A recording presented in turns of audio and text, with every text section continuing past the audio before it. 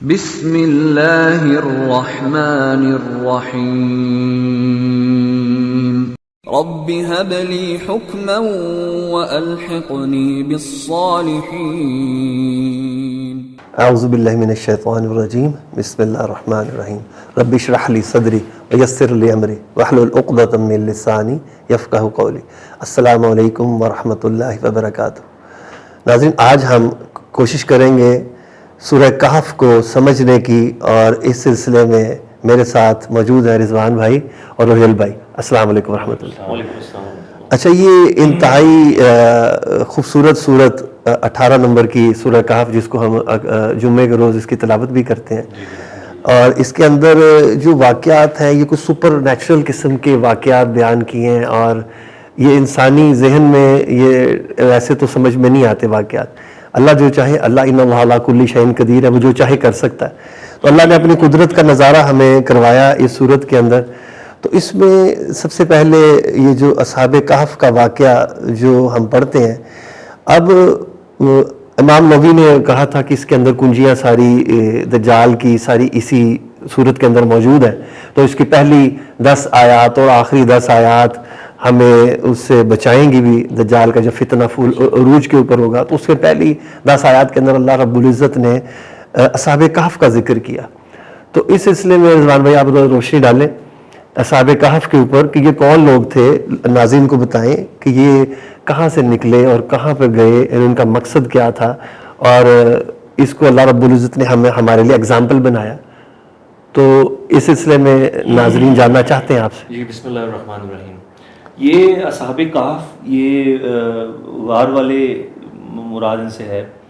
کہف کا مطلب غار، صحاب مطلب غار والے ہو گئے، غار کے ساتھی، غار والے عمومی طور پہ اس کو کہا جاتا ہے۔ یہ لوگ تھے، یہ نوجوان کہا گیا اس کو قرآن میں، کہ چند نوجوان تھے جنہوں نے اس وقت کے جو بادشاہ تھا اس کے خلاف گئے، کیونکہ وہ دعویٰ کر رہا تھا خدائی کا، تو جھوٹے دین کا، جس طرح سے دجال کرے گا، اس سے انکار کیا۔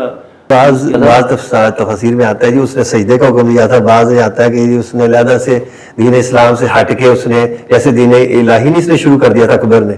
اب یہ جو تفسیر میں یہی لکھا ہے نا کہ اس وقت وہ جو رواج کے مطابق جو میلہ تھا جس میں جو ذبیح ہیں وہ غیر اللہ کے نام پہ چل رہے تھے، اور یہ ساری چیزیں جو کہ اللہ کی توحید سے ٹکرا رہی تھی، شرک اس نے پروموٹ کیا تھا۔ بیسیکلی یہ اصحاب کہف اپنا دین بچا رہے تھے اس بادشاہ سے جو ان کو دین حق سے ہٹا رہا تھا، جو لوگوں کو وہ دعوت دے رہا تھا جو کہ شیطان کی دعوت تھی، جو کہ دجال نے بھی وہی کام کرنا ہے، اس نے خود خدائی کا دعویٰ کرنا ہے۔ تو یہ وہی ایسا ہی دور تھا، سملر دور تھا، تو جو آگے دجال کے وقت بھی ہونا ہے۔ یہ انہوں نے پناہ لی غار میں پناہ لینے کے بعد انہوں نے وہ دعا کی ہے جو 10ویں آیت کی دعا ہے، ربنا آتنا من لدنک رحمۃ وہیئ لنا من امرنا رشدا۔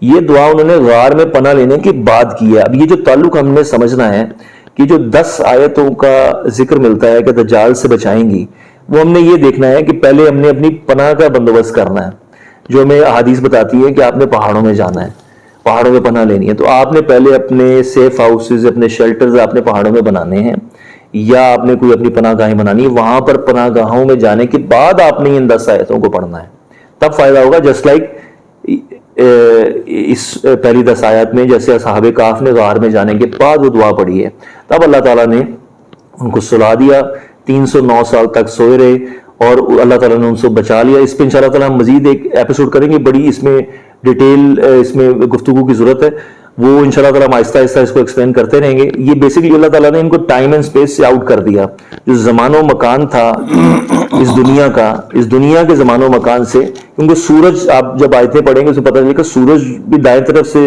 جا رہا ہے اور بائیں طرف سے غروب ہو رہا ہے اور دائیں طرف سے طلوع ہو رہا ہے، یعنی کہ سورج کی جو موومنٹ ہے اس سے ان کو آؤٹ کر دیا۔ اب آپ اگر سورہ بنی اسرائیل پڑھیں گے، اس میں ایک آیت ہے، اس میں یہ بتاتے ہیں کہ سورج کا جو چڑھنا اور اترنا ہے، جو دن کا نکلنا اور ڈھلنا ہے، اسی سے ہماری گنتی ہوتی ہے ہمارے سالوں کی۔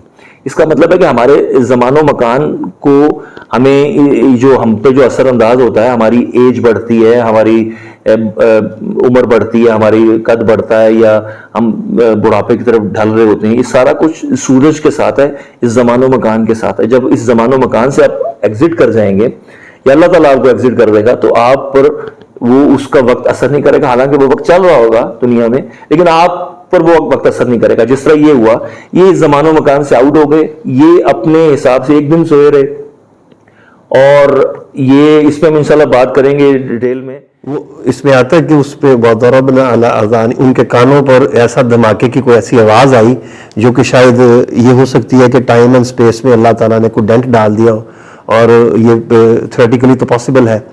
تو اس کے بعد وہ جب 309 سال بعد اٹھتے ہیں تو ان کے اوپر وہ وقت کا کوئی اثر نہیں تھا، کوئی اثر نہیں تھا، تو اللہ تعالیٰ جو چاہیں کر سکتے ہیں. اور وہ ایسے تھے جیسے وہ جاگتے، ان کی آنکھیں کھلی تھی. لیکن اس میں پوائنٹ جو ہے وہ بتانے والا وہ یہ کہ وہ نکل گئے تھے اللہ پر توکل کر کے، اور انہوں نے حق اور باطل کے مارکے میں جو وقت کا جو اس بادشاہ تھا اس سے ٹکر لے لی تھی، اور وہ نکل گئے تھے. اس کے بعد جب اللہ پر بھروسہ کر کے وہ نکل گئے تو پھر اللہ رب العزت نے ان کی مدد فرمائی. یہ ہمیں سمجھنا ہے کہ یہ دنیا کی جو نعمتیں ہیں یہ وقتی ہیں. اگر دجال نے آ کر اگر آپ کو وقتی طور پہ اگر آپ کو جو بھی آسائشیں دینی ہیں وہ بھی فانی ہو جانے والی آسائشیں، وہ بھی ختم ہو جانے والی آسائشیں. تو اصل چیز تقوی، یہ اصل چیز اللہ تعالیٰ کا دین حق ہے جس میں ہم نے کھڑے رہنا ہے، اور یہی چیز ہم نے دجال کے خلاف بھی کرنی ہے. ہم نے دجال کے خلاف اپنے دین کو بچانا ہے، اور اس کے لیے ہمیں پناہوں میں جانا پڑے گا.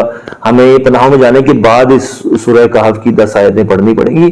اب باقی جو اس کا سائنٹیفک جو اس کا پہلو ہے اصحاب کہف کا، اس پہ مزید انشاءاللہ تعالیٰ ہم اس پہ ایک اور ڈیٹیل ایپیسوڈ کر لیں گے.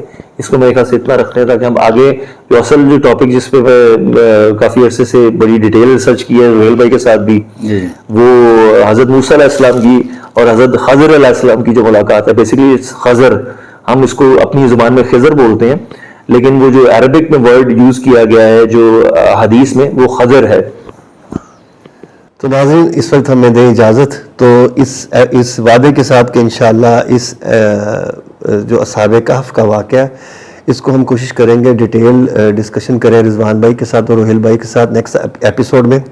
تو فی الوقت کے لیے ہمیں اجازت دیں. السلام علیکم ورحمۃ اللہ وبرکاتہ.